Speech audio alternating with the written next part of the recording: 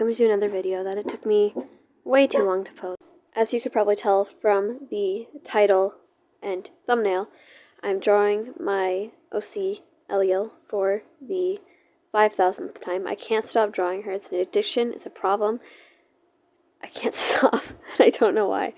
But anyways, I didn't film I didn't do a first sketch technically, because I drew it in Deltic's sketchbook originally, so I felt like I didn't really need to do a first sketch with it.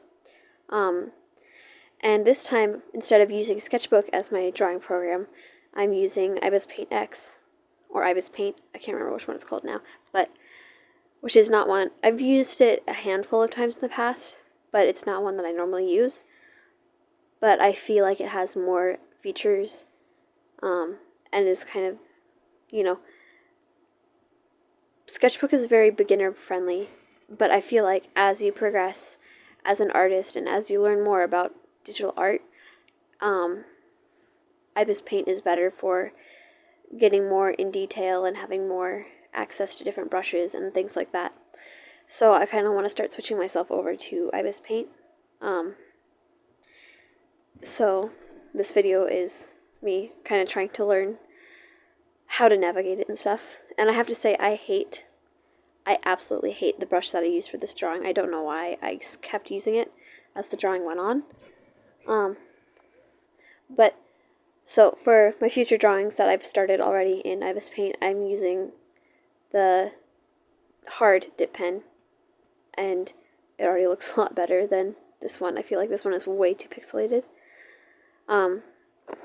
So I feel like that really takes away from the drawing because of how pixelated the brush is. But, I mean, it is what it is, and I still end up liking the drawing at the end. A little bit of background on the character I'm drawing. She's my Lord of the Rings OC, and I'm not going to say too much about her story because I still don't have it fleshed out quite yet, so I'm still kind of... I'm writing, like, an entire novel form story for her, because she's my new favorite OC and I love her, and so I'm still waiting to get that more fleshed out. I have the first chapter done, so I'm on the second one, and it's just the first draft, so it's quite messy right now. But yeah, so I can tell you though that she is a Mirkwood elf, a Sylvian elf, and that's not all I have so far, but I'm still waiting to share more until I finish fleshing out her story all the way. Anyways, another thing I wanted to talk about.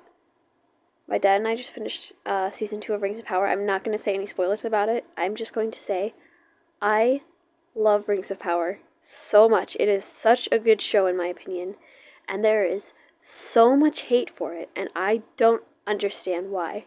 Like, I used to love the Lord of the Rings fandom until people started constantly hating on Rings of Power, and I'm like, why do you guys hate it so much? I don't get why people hate it so much. I love it so much. It's, in my opinion, it's so good. I mean, I understand not everyone's going to like everything, but I don't get why so many of the same group of people hate Rings of Power so much. There's so many out there, and I don't understand why. I feel like it's obviously it's not as good as the movies or the books, but I still love it. And now we moved on to coloring. The bucket fill tool on Ibis Paint is actually quite different from the one in Sketchbook. It goes by what layer you're on, but also what layers are behind, or what layers are underneath your layer that you're using. So if you bucket fill something in just one layer, it's going to go by what's in all of the layers, even though it's just in that layer, which I don't particularly like. I think there's probably a way to turn that off, and I just need to find it, but I mean, it still works though. And I colored her skin, and I hated the color that I chose, so here's me recoloring it, because I feel like that made the drawing look too muted. I feel like I chose too much of a grayish, kind of muddy tone for what I envisioned her skin color to be. So I changed that up a little bit, and then I wanted to keep her design focused on the greens and the golds and the browns and stuff, but I didn't want to keep it like just one shade of green or just one shade of gold. I wanted to try and incorporate as many shades as I could of those three colors into her design. And I feel like it coordinates together pretty well. I mean, green, gold, and brown are pretty common colors in this kind of aesthetic that you put together. Here's the part where I was trying to figure out how to color the leaves on her crown. They kind of look like candy corn.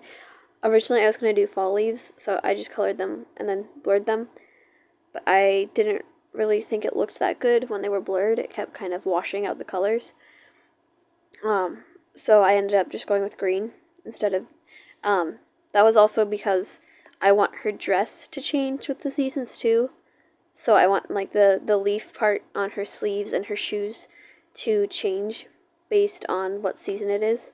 So it wouldn't make sense to have those parts be green for spring or summer, but then have her crown be fall colored. So those were the reasons I decided to go with green instead of the fall leaves.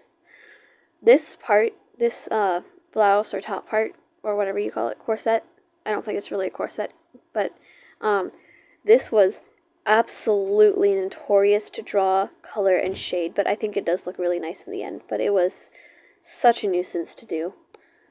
But I feel like it does add to the outfit a lot, so I'm still happy that I've included it in her design. This wasn't the first drawing I did of her design, actually. I have a few others. I've drawn her a lot. But anyways, then I'm starting on shading. And at first, when I shaded her face, I made her nose look really weird. Like, her nose looked fine to me until I shaded her face, and then I thought she looked like a pig. And I absolutely hated it. I kept trying everything I could to get the shading on her nose to look right, and nothing was working. So I hadn't, like, changed it yet, but then later I kind of started to fiddle with the nose. But I was trying to go with more dramatic lighting. Like, it's at night and it's in a dark forest, so I was kind of trying to base the lighting on that. And here's the part where I messed up a little bit. I regret doing the line art for the background. I think that it would have looked better without line art, and if I had just blocked in the colors and then shaded them from there, which is what I'm going to do with backgrounds from now on. But I largely regret doing line art for the background. And so I just I cut out parts of the background because it was tedious and long, so I'm not going to make you guys watch all of that. But yeah, I think it would have turned out a lot better had I not done the line art for it. I think it could have looked more whimsical and painterly if I had just blocked in the colors and kind of blended them together, made them look more realistic. But I am happy with how the castle in the background, I think that it looks really cool, so I'm very happy with how that turned out. I'm not particularly happy with how I feel like the water is in a weird position, and I kind of don't think I was able to really figure out, like, where is it supposed to be in comparison to the bridge and the land. I feel like it's kind of in a weird spot. But the other elements of the background, I think they all flow nice together. So then I was coloring the trees, which was also a very time-consuming and tedious process, was coloring the trees and the background. That took way too long, and I had to go back because I accidentally filled something wrong. It was very annoying. But I feel like the depth perception, or however you would, I feel like the background looks far away instead of being at a weird perspective or anything. So I feel like I was able to accomplish that. And then I was going in to do the blush on her skin. And that's another, like with bucket fill, where in Ibis Paint it goes by all of the layers. It's the same way with the selection tool, where it won't select what's just on that layer. It'll select everything from all the layers. Like, it'll filter that into the selection, and I don't particularly like that either. And again, there's probably some way to turn that off that I'm just not seeing, and I will try to find that. So I'm not gonna, bash on Ibis Paint anymore because of that, because there's probably a way to turn it off, and I'm just not seeing it. But then I was coloring the hair, which was very fun. I loved coloring the hair, but I always like coloring hair. But I feel like all of the different tools in Ibis Paint made it easier than in Sketchbook, because I mean, you do have a lot of brushes in Sketchbook, but not nearly the access to brushes that you do in Ibis Paint. You can find ones online, and then you can find, it's like comparing fonts on your phone keyboard or something to a professional note-taking app or something. So I like that Ibis Paint has so many options for brushes, because it really helps me to be able to include and incorporate more textures and feels into my art. So yeah, I was having very much fun shading the hair. Kind of the thing that I do every time. I block in the darker colors first and then erase the in-between, and then I do that for the lighter colors. Go in with kind of an orange and blue for bounce light, and then go in with the highlights for the hair and kind of try to keep them on the form. They don't exactly look the greatest, but I tried to keep them kind of flowing with the form of the hair, and then kind of go in between and erase some spots so that they look more, instead of just bam, highlights in your face, they look more shiny, like it's just kind of reflective. So I finished shading the hair in a few seconds. Go faster. And then I started with the eyes, I believe, next. I'm jumping to conclusions here. I'm just gonna wait and see what happens, like the terrible scriptwriter and editor that I am. Yes, the eyes. So the eyes were very fun to shade.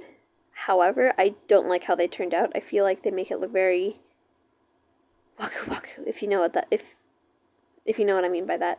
Like very overly stylized anime, which isn't the look that I'm going for in this drawing. I feel like it was probably because of the highlights that they look like that. Because, you know, I do take most of my inspiration from that style, but I feel like these just pushed it too much for my taste and for the feel I was going for with this drawing. So I feel like, even though they were a blast to shade, they didn't have the feel that I wanted them to in the end. But I'm still decently happy. I'm very happy with how the anatomy of the character turned out. I feel like I drew that well, and I'm happy with how the effects at the end turned out and the lighting. Those are the two things that I'm very happy with, and I'm happy with the folds. Those are random things to be happy with, but those are what I'm happy with. So then I was shading in the metal, which also took forever and was very tedious, but was also very fun. I love to shade shiny things, probably because I like shiny things. At first, after finishing this drawing, sorry, jumping topics, but I kind of regretted at first not doing her fall outfit, but at the same time, this is kind of my way of, this drawing is kind of my way of introducing her into the channel more. I mean, I had that one live stream that I did of coloring the drawing of her, but I haven't really posted any more drawings of her other than that. So this is kind of like her base design when she's, like, her base design for when she's at Mirkwood. I will probably make a video of her default design when she's not in Mirkwood in the future, but I wanted to draw her in her dress because it was pretty and I like this outfit. But ooh, I do have that drawing of her in her fellowship design in the live stream, but I feel like instead of drawing her in her fall outfit, I wanted to draw her in her default one, because I felt like this was kind of her introduction to the channel, and what I want people to think of her as looking like if or when they think of her. So I kind of wanted to go with, you know, what I envision her to be, instead of a sub design or different outfit than what I normally envision her to be wearing or looking like. I'm sorry, that was a little bit of a ramble, and I don't know if it made complete sense. I, once again, didn't write a script because I'm lazy and I need to get the video out. And it's the same excuse that I make every single time, but I'm making it again, so please forgive me for that. For some reason, I am obsessing over this shadow right here. The one that goes across the shoulders and I'm just going to call it a corset. That green one. I love that shadow. I don't know why, but I love that shadow. I feel like it works well to tie in the two colors together. And it's such a weird thing for me to be obsessing over, but I love that shadow so much. Yeah, then I was shading in the sleeves and the leaf sleeves, which was also extremely tedious, but also extremely fun because I like to shade. I like to shade in color, so those were fun. And I finished coloring it, but I forgot to comment on it. I really like how the metal turned out in this drawing, like her metal undersleeves, the metal on her corset, the metal in her necklace, and the metal in her belt, or you could say like shiny fabric. Either of those things work. Some of it is shiny fabric, some of it is metal. The gold. I really like how the gold turned out. And it was very fun to shade because I like to shade shiny things. I feel like maybe I shouldn't have used the green for the bottoms of her gold sleeves. I feel like that kind of contrasts with it, but maybe it also looks good because, you know, it's in with the green, so maybe it's helping it blend in more. I'm not sure. If you guys have any tips or opinions on that, please tell me, because I'm conflicted. So normally in this outfit that she's wearing, we wouldn't see her shoes or her feet. So I actually didn't have a design for her shoes yet. But because with the pose she's doing in this outfit, we can see her feet. So I had to I was kind of racing to research different shoe designs and stuff like that. And I found these ones that looked like just leaves. And I really liked them. So that's what I took most of my inspiration off of. And I'm actually going to try to make her outfit in real life because I want to wear it to the Ren Fair in the future. So I'm trying to figure out how to design it into like a pattern and then be able to sew it into an actual outfit. And the funny thing is, the crown that I gave her, I based it off of a crown that I saw online when I was looking at crowns. And it's actually, after I drew it, I was sitting at my aunt's house, and my aunt and I went to a Ren Fair earlier this year, so she had her crown that she had been wearing at the Ren Fair on one of her shelves, and I realized I based Eliel's crown off of the one that my aunt had worn at the Ren Fair. It's basically the exact same design, except it doesn't have the little deer head on it that my aunt's crown does, and the sticks are a little bit different too. But it's basically the same design, just a little bit different. And it was like, oh, whoops. But I still think that the crown turned out well, and I like the design for it. So thank you to whoever is the original creator of that crown, because I took most inspiration from that design. So here's where I actually started shading the background. And I cut out most of the shading for the brick because that was extremely tedious, and I'm not going to make you guys watch all of that. But I was shading the background, and I was trying to get it to look kind of painterly, even though I had already done line art, and I couldn't erase that because that would destroy the...